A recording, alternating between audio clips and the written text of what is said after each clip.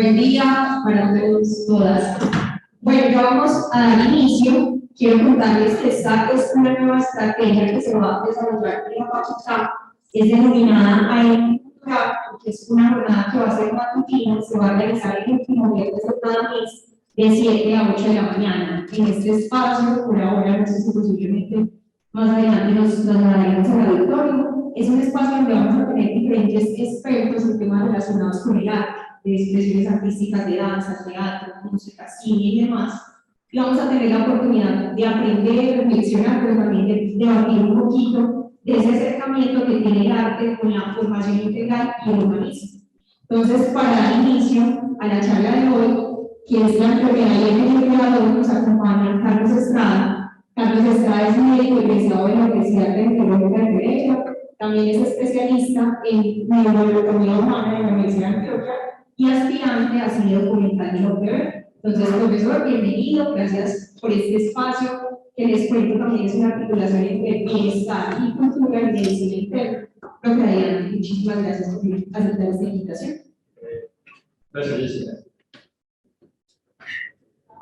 Bueno, primero que todo, yo quiero agradecer a Julián por esta ocurrencia. Julián ha tenido unas ocurrencias muy interesantes para el bien de la facultad en muchos ámbitos, el ámbito de las carreras clínicas, etc. Julián fue alumno mío, como creo que todos ustedes lo recuerdo en la presentación cinematográfica. Y recuerdo además, y eso lo llevo en el alma, que es un detalle muy bonito, me invitó a su digamos, la recepción de grado que le hizo la familia en un salón social. Yo recuerdo que ahí estuve. En el pregrado fue un estudiante muy bueno, brillante, diría yo, con una calidad humana tremenda. No sé cómo sería el pregrado de medicina interna, pero en el pregrado de medicina, excelente, de verdad, muy felicitaciones. Es la persona que esperaba que señora Hacienda. Bienvenidos todos, Sebastián, que bueno, que vamos a expresar precisamente con un tema que tiene que ver con la infección. Y Jessica, que se ha convertido en la columna vertebral que sostiene todo este tipo de actividades. Jessica, muchas gracias. Y muchas gracias por tenerme en cuenta para, digamos, la apertura de este ciclo de tertulias, digamos así. Espero estar ahí sentado viendo las otras tertulias de las otras personas o los compañeros. Bueno, el tema, la enfermedad y el genio creador. El genio creador podría referirse uno con esa expresión al genio creador científico, que finalmente rompe paradigmas para crear nuevas teorías que vuelven otra vez a poner el mundo boca abajo y lo vuelven a volver otra vez en el interno, digamos, devenir de las cosas. Esa es digamos, la evolución misma. Pero obviamente nos vamos a enfocar en el genio creador en cuanto al arte, y el arte podría ser la pintura, la escultura, la literatura, el cine, la música. Hoy es la música, y específicamente la música clásica. Es la relación, veremos unas semblanzas muy breves, la charla daría para, es un tema que a mí me encanta, bueno, yo creo que a muchos nos gusta, la charla podría dar para 2 o 3 horas, porque la verdad traté de hacer una pequeña semblanza de muchos compositores de la música clásica, pero creo que en aras del tiempo alcanzaremos a evaluar 3 o 4. Tentativamente para la presentación tenía 6 y un recorte que hice, pero creo que no lo vamos a alcanzar a evaluar todos. Tan pronto hablemos de cada compositor y su relación con alguna enfermedad o algún trastorno que obviamente atravesó su vida productiva, su creación en el arte, su creación musical, habrá un pequeño videíto. Andrés, Jessica y algunas personas me aconsejaban que ellas recortaran un poquitico los videitos para poder que tuviéramos más tiempo. Pero después de pensarlo decidí que no importa que nos quedemos apenas con 2 o 3 personajes hoy, que no vamos a conocer, pero precisamente démonos la oportunidad de hacer ese pequeño viaje por el mundo tan fabuloso de la música clásica y escuchemos los videitos completos. Más bien prefiero recordarle un poquitico, aquí tengo mi pastel, donde tengo un pastel, prefiero recordarle un poquitico, digamos, a la secuencia biográfica para desacralizar más el asunto y que nos tengamos un poco en el encuentro como de dejarnos relajar y llevar por la música, ¿no? Ok. Así quedó el asunto. Vamos al siglo XVI, y en el siglo XVI surge un personaje que nace en Verona, que hoy es Italia. En esa época pues no existía Italia como país, que es Giordano Frattestorni. Giordano Fracastoro es un médico y además poeta, y era un enamorado de la literatura de la antigüedad y un enamorado de todo lo que escribió Ovidio. En esa época se hablaba mucho de una enfermedad que llamaban el morbus gallicus, o la enfermedad, o la muerte, o la peste francesa. Todos sabemos que los franceses a lo largo de la historia pues, han sido más o menos enamoradizos, divinosos, con la champaña, con amor, todo eso. Y entonces, por eso tuvieron como la fama de ser como los más, digamos, conquistadores de amores en Europa. Y esa enfermedad, que hoy la conocemos como sífilis, entonces se atribuyó a los franceses que la estaban expandiendo por toda Europa. Eso se acentuó porque un siglo antes, digamos en el siglo XIV, eso ocurrió durante toda la Edad Media, pero en el siglo XV, digamos, el rey Fernando de Aragón, que sería quien se casaría con Isabel la Católica para conformar España como unificada bajo una sola monarquía, tuvo una disputa con el rey Carlos VIII de Francia porque entre todos querían apoderarse del territorio de Nápoles, en lo que hoy es Italia. De tal manera que se formó un conflicto. Y en ese conflicto, pues los napolitanos, para desquitarse por ese intento de invasión, y los españoles, por ser enemigos de los franceses en ese momento, acabaron de atribuir a los franceses para desacreditarlos ante el resto de Europa como los causantes de la morbus gallicus, o sea, de lo que después llamaría la sífilis. Un siglo después,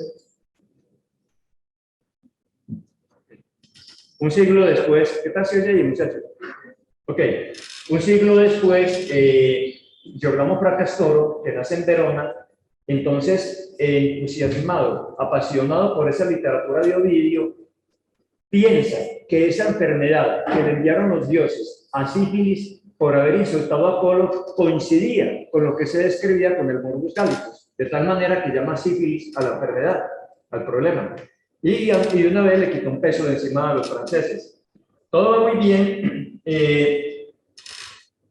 Y bueno, me reservo, una cosa interesante también de Giordano Fracastoro es que fue el primero en elaborar como una hipótesis en el sentido de que esa enfermedad se podía transmitir por gérmenes. Obviamente estamos hablando de una época pleno Renacimiento donde ese concepto pues era apenas un imaginario, pero él habló de que esas enfermedades se podían transmitir por gérmenes y que había más enfermedades que se podrían transmitir por gérmenes.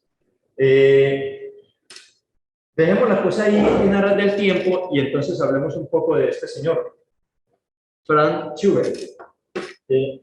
Schubert nace en Viena en 1797, muere en 1828. Siempre los biógrafos hablan de que tuvo una expresión muy aniñada, una cara de niño, una frente amplia, unas mejillas un poco rollizas, un mentón blando, en fin. Fue un hombre muy sencillo, muy afable, muy modesto, supremamente amable, que tuvo dificultades económicas en su niñez, pero vivió una infancia feliz con su familia. Desde muy temprano se entusiasma por la música y su padre fue su primer profesor de música. Le enseñó violín y le enseñó piano. A los 8 años entra a una escuela que en esa época la instrucción musical se impartía con frecuencia en las iglesias, y las iglesias eran las escuelas de música. Ahí habían personajes que enseñaban, y había un profesor, Holzer, muy famoso en Viena en la época, que en la iglesia de Lichtental comienza a instruir a este chico, a Franz Liszt, pero pronto se da cuenta que no tiene nada que enseñarle, y pronto se da cuenta que ese niño de 8 años lo superó a él, que era un viejo experto en música. Yo no tengo nada que enseñarle, y efectivamente lo superó. A los 8 años superó al maestro. Fue un niño prodigio. Luego, a los 13 años, compone su primera obra que se llama Fantasía a 4 manos, y a los 16 años se hace alumno de Antonio Salieri. Salieri había sido también profesor de música, ni más ni menos que de Ludwig van Beethoven. Pero Salieri, a los que les gusta la música se habrán dado cuenta que algunos historiadores lo relacionan con la muerte de Mozart. Siempre ha existido la duda de si Mozart, que murió tan joven, el músico más grande de todos los tiempos, murió asesinado, murió envenenado por Salieri, que le tenía envidia. Otros dicen que eso es una versión muy fantasiosa, que realmente Mozart pudo haber muerto una fiebre reumática u otras cosas por el estilo, ¿no? Pero siempre quedó de todos modos la duda. Independientemente de eso, Antonio Salieri era un gran maestro de música. Y Antonio Salieri, cuando comienza a enseñarle a este chico ya de 16 años, también encuentra que no tiene absolutamente nada que enseñarle. Dice literalmente, es un genio. Dios le ha enseñado, no hay absolutamente nada que enseñarle. Compone la primera sinfonía a esa edad, a los 16 años, de 10 que compuso a lo largo de su vida, y ese mismo año compone 60 canciones, de 600 que compondrían toda su vida. Esas canciones se llamaban Lieder, es un nombre que le dio el propio Schubert, que era una especie de mezcla de canción y poemas populares y poesías populares, una invención literalmente de Schubert. Y con esa invención, entonces Schubert hace reuniones en su casa muy agradables, unas tertulias donde acudían intelectuales de la sociedad vienesa. Él era muy amable, estaban atravesados, digamos, por su propia interpretación de piano y de violín, y en esas tertulias se hablaba de música, de filosofía, de historia, etcétera. Y esas tertulias se conocieron en la Viena de la época como Schubertiadas. Aquí tenemos una Schubertiada típica. Eran momentos supremamente agradables. Compuso entonces cuartetos para cuerdas, sonatas para piano, música de cámara, improntos, óperas, operetas, en fin. Básicamente fue un romántico muy refinado, muy influenciado por Beethoven. De hecho, se hizo muy amigo del maestro Beethoven. Había una gran diferencia de edad y Beethoven lo llegó a mirar con una mirada un poco paternal. Es raro porque Beethoven sabemos, sin demeritar al maestro, ni más faltaba, pero sabemos que por su sordera y por sus problemas propios de amor afectivos que tuvo, su vida fue más bien un poco amargada. Y Beethoven era un hombre malgeniado, que escupía delante de la gente, etcétera, y toleraba muy poco la amistad. Pues Schubert fue uno de sus grandes amigos. Y de hecho, fue de los poquitos que Beethoven aceptó que lo acompañara y que lo visitara en su lecho de muerte. Llegó a ser tan grande la amistad con Beethoven que estuvo en los funerales de Beethoven y fue de los que tuvo el privilegio de cargar el ataúd. Bueno, a los 25 años de edad, Schubert es invitado al castillo Esterházy, donde el conde Esterházy le pide que imparta clases de música a sus hijas. Entonces él se va a vivir al castillo del conde Esterházy, pero una de las chicas del servicio, que era muy bonita, lo seduce. Y un chico de 25 años, pues, muy corto y perezoso, se dejó seducir, pasan una noche de amor, y adivinen qué, esa noche de amor fue el principio de la sífilis de Schubert. Y de ahí en adelante su vida se convirtió en un tormento, porque la sífilis progresó extrañamente de una forma muy rápida en él. Él murió a los 31 años de edad, 6 años después, y la sífilis logró desarrollar en él, llevarlo a un estado terciario, con compromiso neurológico y todo lo demás. Él utilizaba mercurio, porque el mercurio se usaba en esa época, en los siglos XVIII y XIX en Europa, para tratar lesiones de piel sifilíticas que obviamente no curaban, pero era un tratamiento paliativo, y ahí hubo una frase también un poco irónica en toda Europa: una noche con Venus, toda una vida con Mercurio.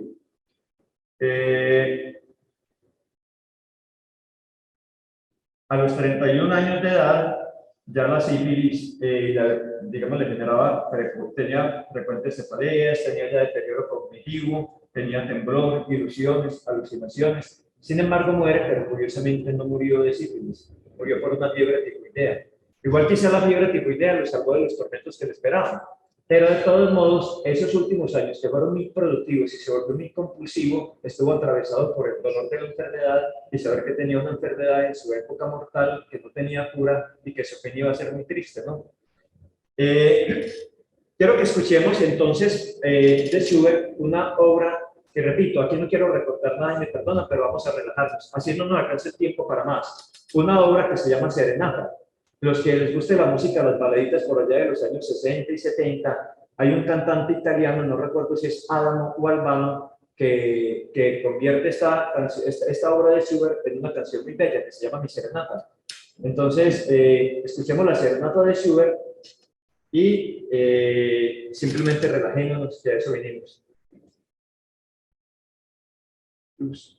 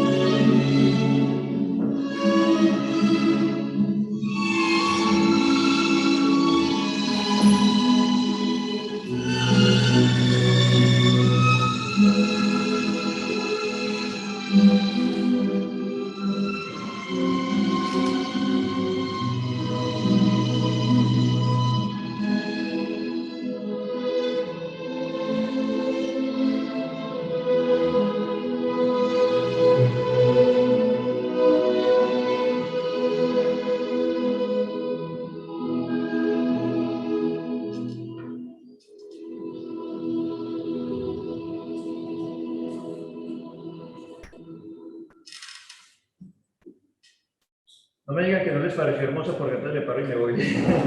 Andrés, cambiamos de luz. ¿La de abajo? Eso. Vale, ok. Ah, no, tenía razón, qué pena, es que seguimos allí. Disculpa, Andrés. Ok.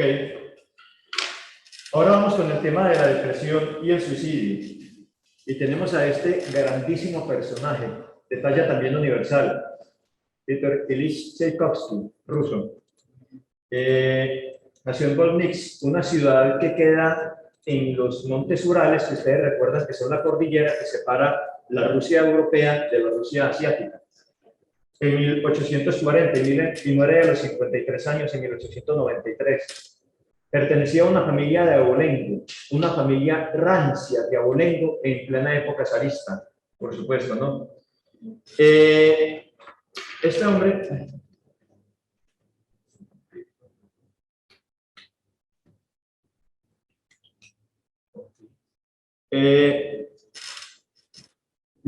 les confieso una cosa, con el gusto que yo tengo por la música clásica, este ha sido mi compositor preferido. Lo conocí cuando a los 9 años de edad mi madre me llevó a ver la película Fantasía de Walt Disney. Fantasía tiene dos versiones, una que se hizo entre 1938 y 1940, pero que se estrenó a finales de la década de los 60 y estuvo también en principios de la década de los 70 en los cines del mundo, digámoslo así. Y una versión, un reencauche, digamos, que se llama Fantasía 2000, pero nada que ver. Esta película Fantasía, la estoy referenciando por una cosa interesante ahora, esta película Fantasía fue hecha en la época en la que no existían computadores y tenían que hacer, los dibujantes de estudios Disney, tenían que hacer dibujo por dibujo, acetato por acetato. Y es un homenaje que le hace Walt Disney a la música clásica, junto con Leopoldo Stokowski, que en ese momento era el mejor director de orquesta del mundo. Entonces la hacen entre Leopoldo Stokowski, que pone la parte musical, y Walt Disney, que pone la parte de animación. Pero los dibujantes del equipo Disney tenían que dibujar acetato por acetato, intentando que casara los movimientos de sus animaciones con los compases, las notas musicales, etc. O sea, un trabajo monumental. Es la única película que toda la historia recibió un Oscar y no, que se le dieron póstumo, por supuesto, a Walt Disney. Bueno, pero entonces sigamos con este personaje. Tchaikovsky era un hombre muy apuesto, muy pintoso, muy bien parecido. Resalto esto porque eso fue parte de la tragedia de su vida. Y fue parte de la tragedia de su vida, era un hombre que se describe con una mirada profunda, absolutamente atormentado por las autoculpas.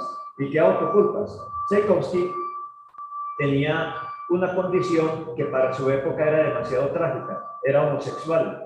Y Tchaikovsky nació y creció como una persona homosexual en una sociedad que veía la homosexualidad como una aberración del alma, algo absolutamente intolerable, como una culpa del individuo, un pecado mortal del individuo, un vicio que tenía que ver simplemente con una decisión del individuo, no con algo que hubiera sido impuesto por la biología, por la genética, por qué sé yo, por las condiciones sociales, nada, sino una aberración del alma.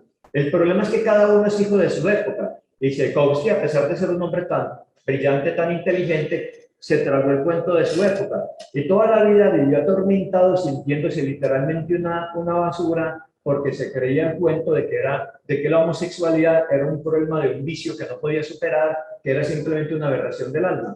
Y eso lo atormentó, y entonces sufrió un doble tormento. El tormento de vivir con una homosexualidad oculta para que no se la descubrieran y tener que ocultarla a toda hora, y el tormento de sentir que era un ser abominable por ser homosexual. Entonces, recuerden que muerte viene del latín mors, mortis, que quiere decir literalmente consumirse, desaparecer, y eso fue la vida de Tchaikovsky. se consumió desde niño, desde que descubrió su homosexualidad, y toda la vida se estuvo consumiendo y desapareció para sí mismo. Y ahí donde yo decía que fue una tragedia para él haber sido muy pintoso, porque lo asediaban con frecuencia a las mujeres y eso lo torturaba más todavía, tener que ocultar y tener que ocultar y tener que ocultar y tener que esconderse. La obra de Tchaikovsky está marcada en un romanticismo que, como él mismo decía y como lo dicen sus biógrafos, fue un espejo de las tormentas de su alma.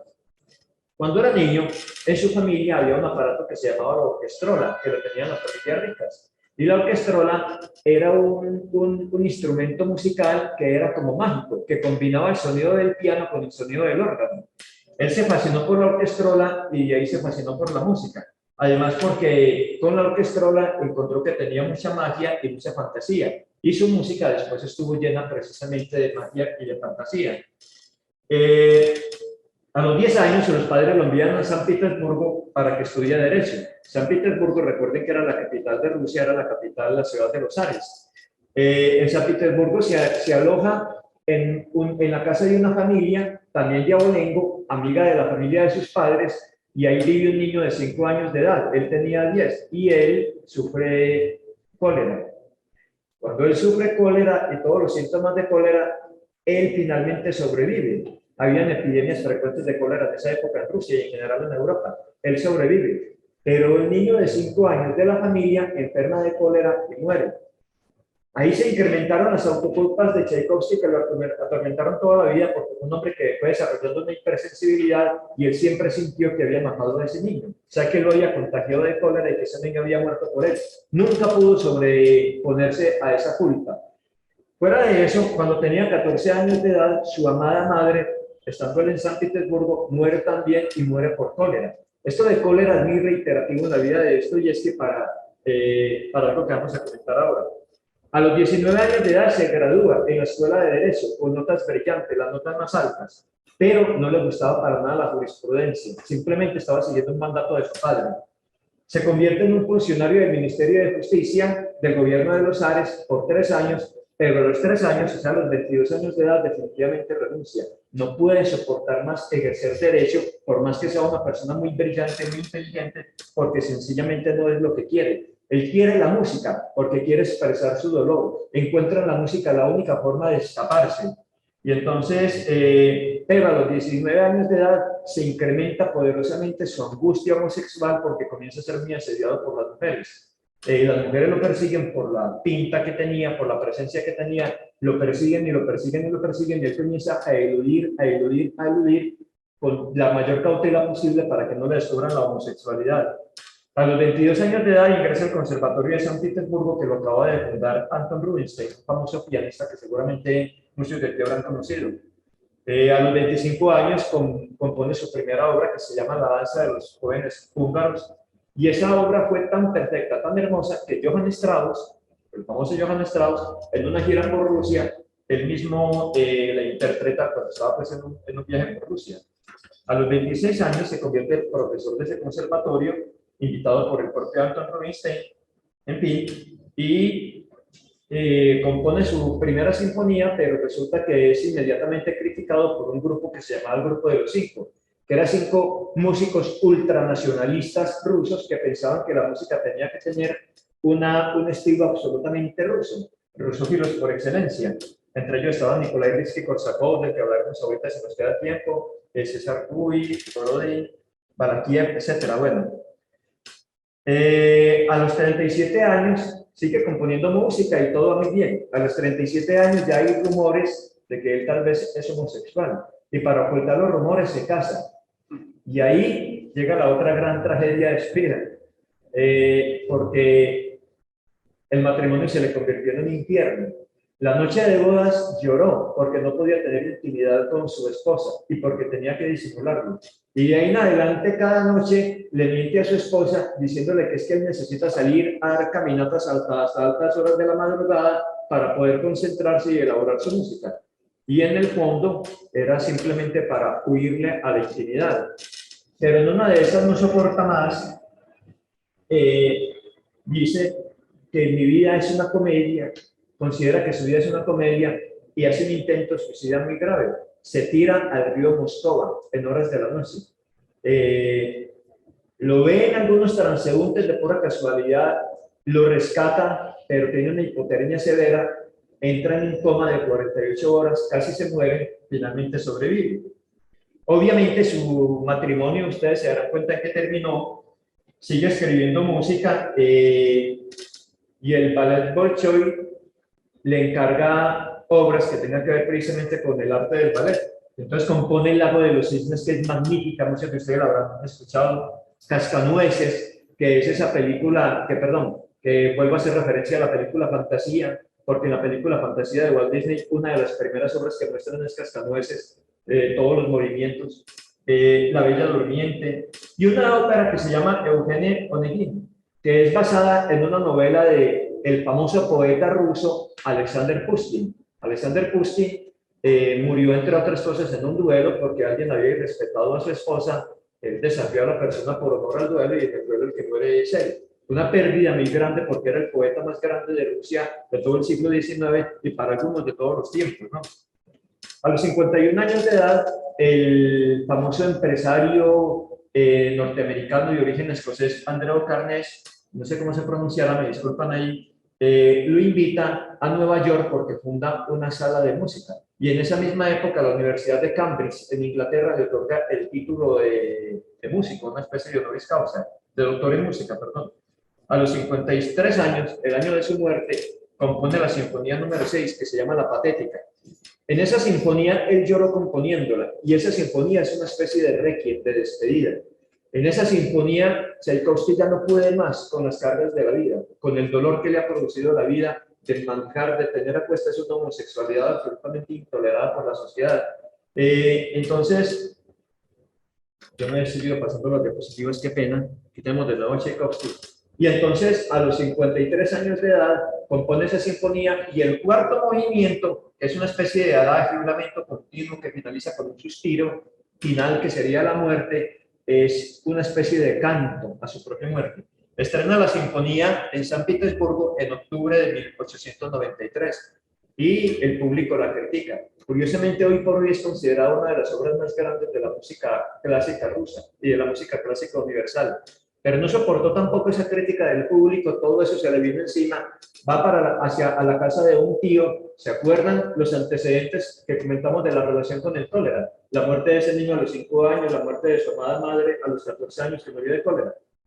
Se sirve un vaso con agua sin hervir y se lo toma en medio de una epidemia de cólera, con una clara intención suicida.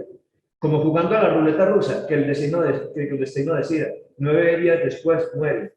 Es un suicidio muy extraño, suicidarse de esa manera, pero claramente fue una intención suicida. Pues su segunda, que se conozca, probablemente tuvo más. Su segunda y ya definitiva intención suicida. Vamos a ver entonces un pequeño videíto, no importa que no alcanzamos a ver el resto, vamos a ver un pequeño videíto que se llama El Vals de las Flores. El Vals de las Flores es el último movimiento de las 6 Cascanueces. Y el Vals de las Flores lo tomo de la película Fantasía de Walt Disney, pero no de Fantasía 2000, sino de la original, que es la que realmente es un derroche de arte. Recuerden que dirige Leopoldo Stokowski, que Leopoldo Stokowski, que fue, repito, el mejor director de orquesta del mundo en su época, tuvo una característica. Fue el primero y quizá el único director de orquesta que eliminó la batuta, dirigía solamente con las manos. Y era un hombre supremamente elegante para dirigir. Las manos eran un instrumento elegantísimo en él, impresionantemente elegante. Era una delicia verlo, si ustedes lo ven en videos, es una delicia verlo dirigir con sus manos, sin batuta.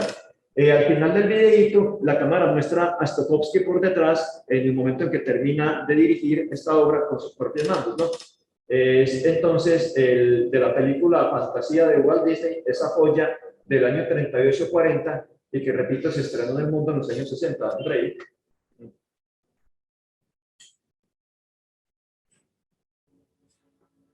El Vals de las Flores.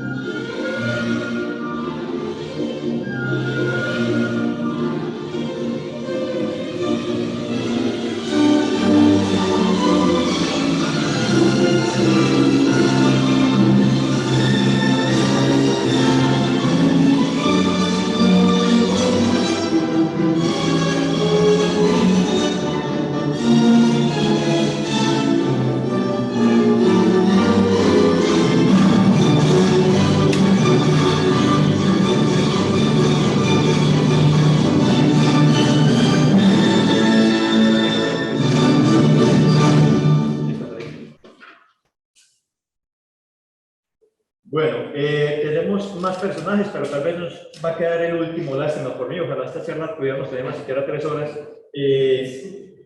Vamos entonces con este personaje tan particular, Richard Wagner, alemán, y el problema que lo atravesó toda su vida fue el problema del insomnio.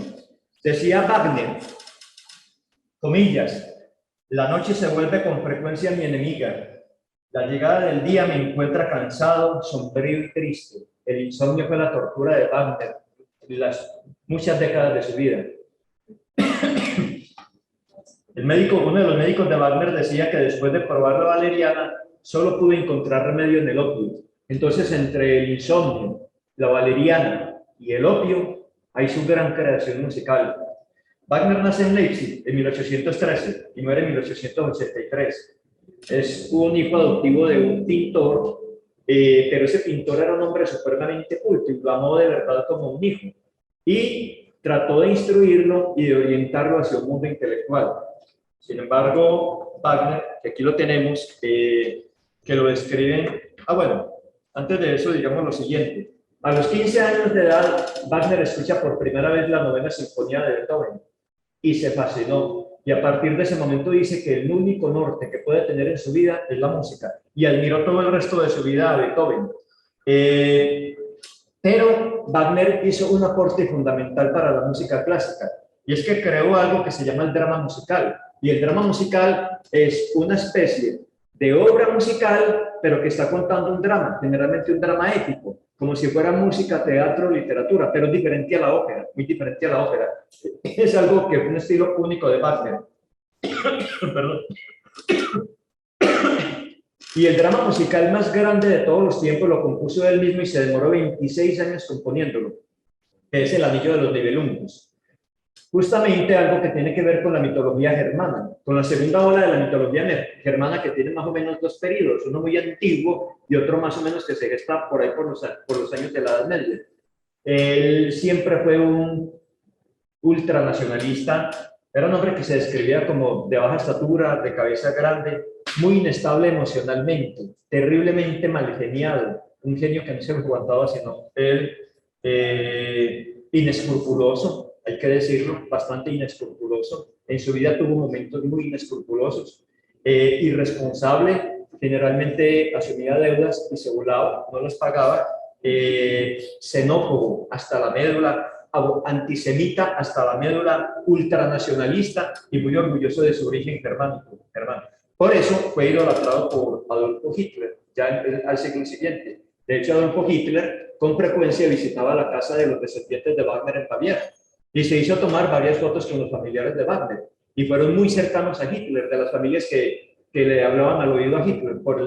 Era tanta la idolatría que tenía Hitler por Wagner, por este hombre ultranacionalista y con todas esas características que estamos diciendo, que cuando los nazis se toman la línea Maginot, que era la línea defensiva más poderosa del mundo, y atraviesan las fronteras de Francia y ponen el gobierno títere que todos sabemos que pusieron en Francia durante la ocupación, hace desfilar sus tropas por la avenida de los Campos Elíseos en París, tocando justamente la obrita que voy a poner ahora, de Wagner, que hace parte de, digamos, de todo ese mundo mitológico en el que vivía. A los 26 años, compone una sonata que se la dedica a Beethoven, voy a ir lo más rápido posible, pero por allá por esa misma edad le toca huir a Inglaterra por una deuda que no pagó. Y entonces al embarcarse para Inglaterra, el barco casi se hunde. Y eso lo inspiró para una obra muy hermosa que se llama El buque fantasma, que se conoce también con el nombre del holandés errante. A los 48 años de edad estrena una obra que se llama Lohengrin. Y en esa época, que además, esa obra que le fascinó a un rey, que es el rey Luis II de Baviera, que llamaron el Rey Loco, y lo llamaron el Rey Loco por esto, porque le dio por construir un castillo, que fuera una especie de castillo de as medieval, en un bosque, en lo alto de un bosque, y eso prácticamente acabó con las finanzas del reino de Baviera. Era un rey que tenía esas locuras, y él escucha una obra de Wagner que se llama Tannhäuser, y cuando escucha el Tannhäuser manda a construir el Bayreuth, no sé cómo se pronunciar en alemán, allá en el estado de Baviera, un teatro exclusivamente para escuchar las obras de Wagner, y le regala a Wagner una villa en Suiza, una pequeña villa en Suiza.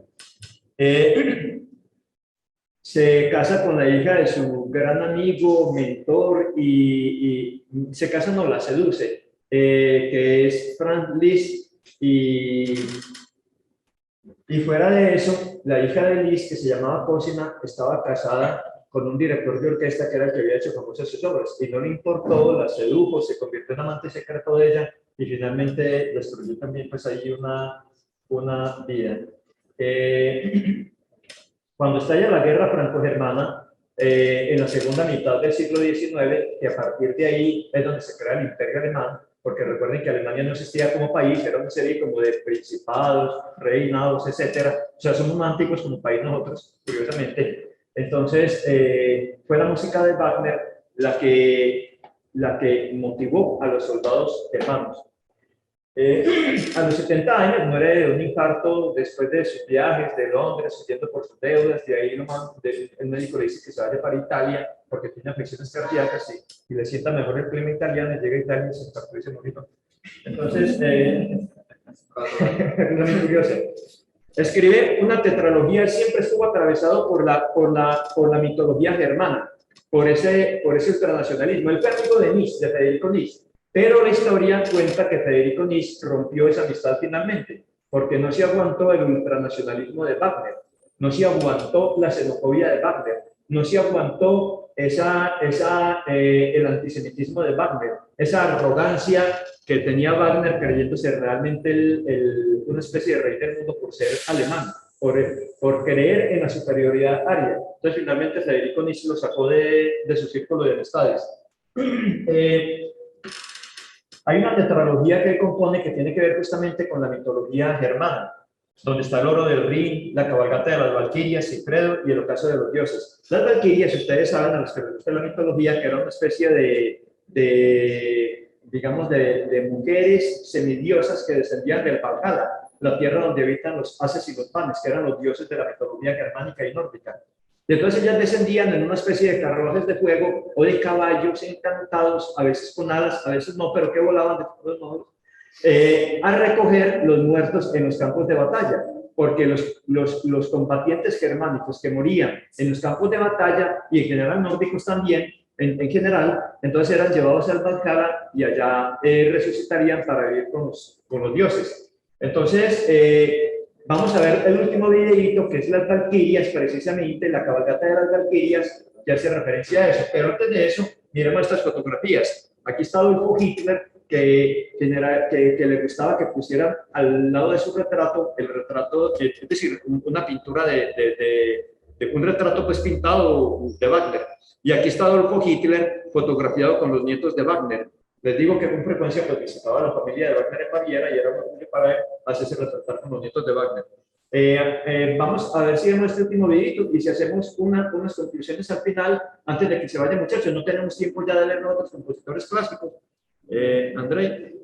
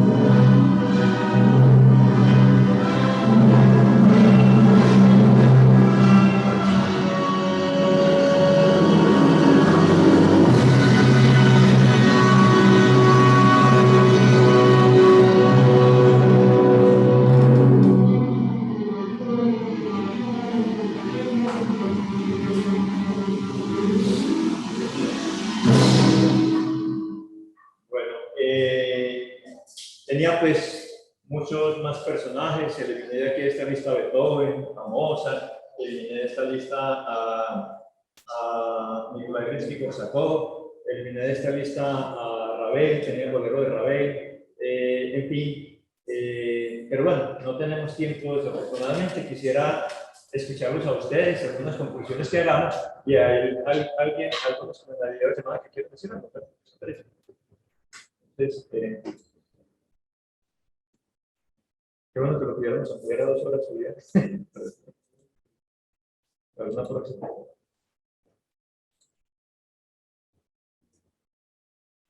Están agradeciendo por el chat.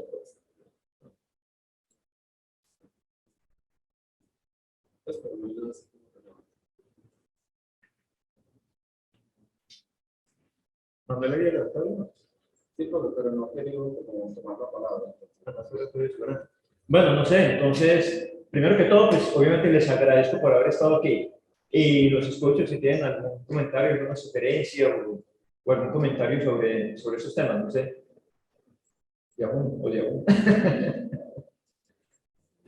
Sería chévere que pudiera colocar un espacio para esto de que tenías preparados para terminar la presentación. No sé, Jessica, Julián, por mí hay la disposición en el momento que quieran. ¿Sí?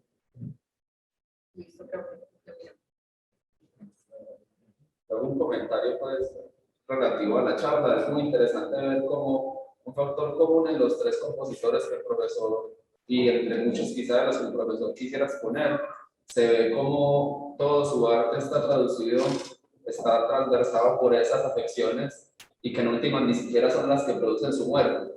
Era muy gracioso ver cómo el profesor comentaba de la forma en la que el insomnio convirtió el arte de algún gran compositor y al final murió de lo que sea menos insomnio.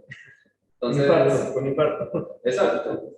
O sea, es muy curioso ver cómo no necesariamente las afecciones que poseen estos artistas son las que los llevan a la causa de muerte y cómo la historia es capaz de recapitular todo este contenido para producir un gran artista pues de noche.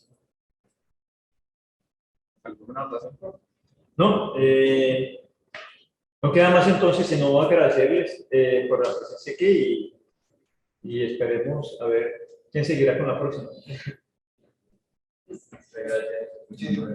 Muchas gracias por su presencia. Este espacio, para los que no sabían, esta es la primera actividad académica presencial del departamento después de la pandemia. Entonces creo que es algo bien significativo y importante. Este tipo de actividades culturales lo vamos a seguir haciendo en conjunto con Bienestar y Cultura de la facultad. El profe nos acompañó en esta ocasión. Vamos a mirar si para la próxima, que sería el 29 de abril, seguimos la segunda parte. Ya teníamos un cronograma llamado para la próxima vez lecturas diversas, la literatura para rebeldes. Sí, para lectores inconformes, la LGTBI, transsexual. Entonces puede ser interesante. Gracias a los que nos acompañaron virtualmente y gracias a todos ustedes por su presencia. El profe, muchísimas gracias.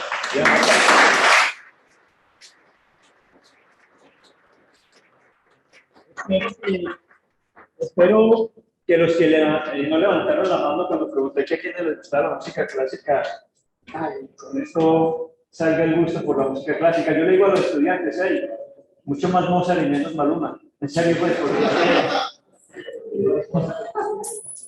es otro formato diferente. Yo sí, se lo mando. Sí,